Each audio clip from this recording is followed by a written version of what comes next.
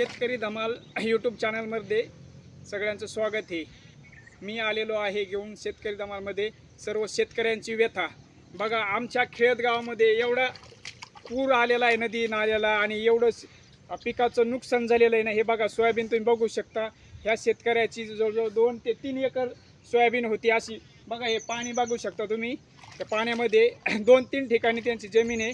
असं सोयाबीन एवढी वाहून गेलेली आहे, इतकी खराब झालेली आहे की खूपच। आता त्यांना आपण काही प्रश्न विचारू।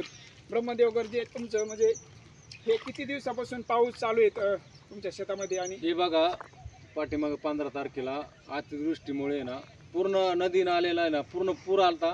पूर्ण हे सोयाबीन आहे ना पूर्ण पाण्याखाली गेलं। काहीच राहिलेलं नाही, हे सोयाबीन काहीच राहिलेलं नाहीये। आणि आतापर्यंत त्या म्हणजे हे दुसऱ्या वेळेस काल पण असंच महापूर आलेला, म्हणजे पूर्ण गावाला तर पूर्ण वेढाच पडला होता पाण्याचा। नदी नाले जमिनी पूर्ण आहे ना पूर्ण पाण्याखाली गेलत्या।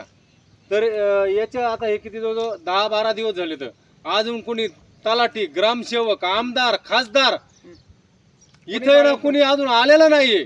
त्यांचे काम येतात ज्यावेळेस इलेक्शन लागतं त्याला आहे ना म्हणजे मिटिंग घ्यायला त्यांचं ते करायला त्याला वेळ भेटतो। पण आज शेतकऱ्याची काय परिस्थिती इकडं आज फिरकून बघायला त्याला वेळ नाही। ही माझी आहे ना पूर्ण आहे ना शेतकऱ्याला मी विनंती करतो, तुम्ही सगळे एक होऊन आहे ना हे तुमचे प्रश्न मांडा मीडियाला पुढे समोर। बरोबर आहे, ही परिस्थिती आपल्याला आहे ना ही पूर्ण झेलावं लागेल, हे आपली कॅपॅसिटी नाहीये।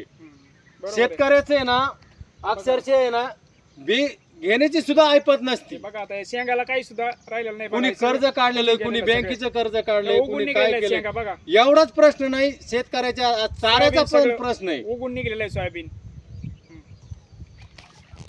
तुम्हाला सरकारकडून काय नेमकी अपेक्षा काय आहे तुम्ही सांगू शकता? आमची अपेक्षा अशी आहे की आमचं ना पूर्ण पीक पाण्याखाली गेलं, म्हणजे पूर्ण आहे ना हे पूर्ण सडलंय पीक।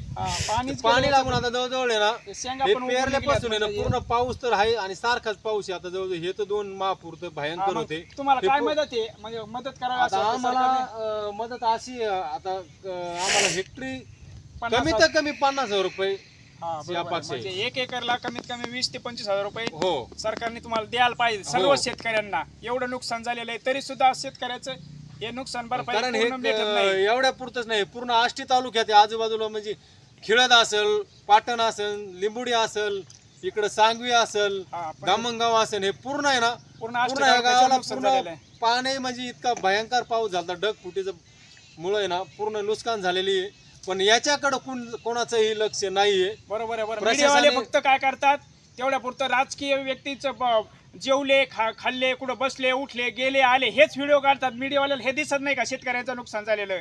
तर आम्ही शेतकऱ्याची व्यथा घेऊन आलेलो आहेत। तुम्ही आमचा व्हिडिओ शेअर करा, पूर्ण महाराष्ट्रात पाठवा, मुख्यमंत्र्याला पाठवा, सगळ्यांना पाठवा।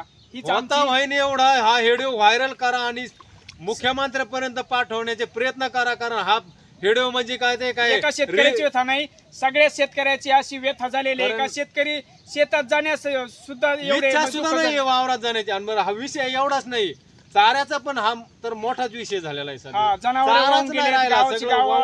आलेला आहे। त्यामुळे हा व्हिडिओ जास्तीत जास्त शेअर करा आणि आमच्या चॅनलला तुम्ही सबस्क्राईब केलं नसेल सबस्क्राईब करा। धन्यवाद।